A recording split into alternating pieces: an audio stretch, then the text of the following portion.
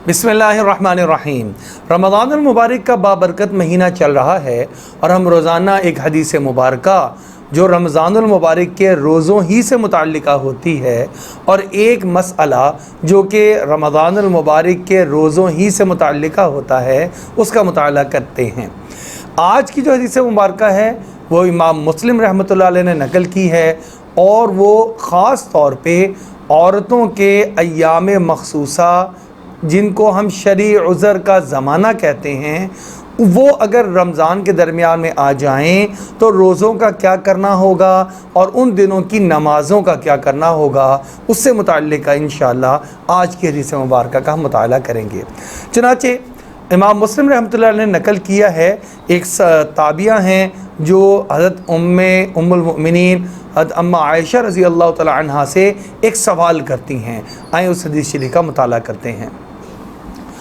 अन मुआज़ल अदवियती अन्हा क़ालत लिआयशा रज़ी अल्लाह तआला अन्हा मा बारुल हाइज़ी तग़ज़ी सौमा वला तग़ज़ी सलाता क़ालत काना युसीबुना ज़ालिका फ़नुअमरु बिक़ज़ाइस सौमी वला नुअमरु बिक़ज़ाइस सलाती। रवाहु मुस्लिम। तर्जुमा, मुआज़ा अदविया जो एक ताबी खातून हैं वो बयान करती हैं कि उन्होंने उम्मुल मोमिनीन हज़रत आयशा सिद्दीक़ा रज़ी अल्लाह तआला अन्हा से दरियाफ़्त किया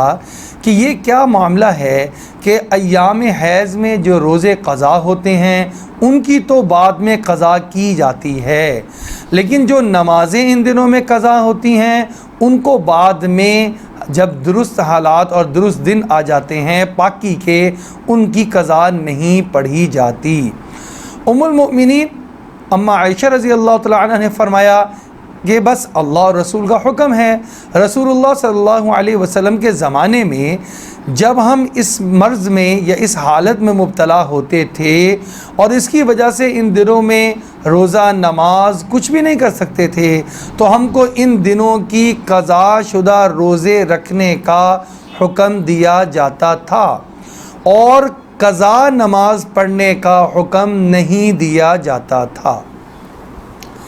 इस हदीस मुबारका से बड़ा वजाहत से मालूम हो गया कि ये दिन जिसको शरई उज़र के दिन कहलाते हैं हर महीने औरत पर आते हैं। तो इन दिनों में जो नमाज़ें आईं वो 3 दिन से लेकर 10 दिन तक के अय्याम हो सकते हैं। नमाज़ों की बाद में क़ज़ा नहीं है, लेकिन रोज़े जो इन दिनों में आए उनको बाद में रमज़ानुल मुबारक के गुज़र जाने के बाद क़ज़ा किया जाएगा।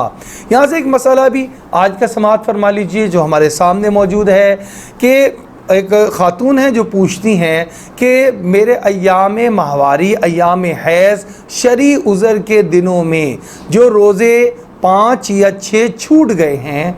मैं जब उनकी क़ज़ा करूँगी तो क्या क़ज़ा को लगातार मुसलसल 5 या 6 दिन मुझे रखना ज़रूरी है या मैं उसको अलग अलग भी रख सकती हूँ? एक दिन रोज़ा रख लूँ, एक दिन छोड़ दूँ, फिर रोज़ा रख लूँ, फिर छोड़ दूँ, क्या मेरे लिए ये भी जायज़ है?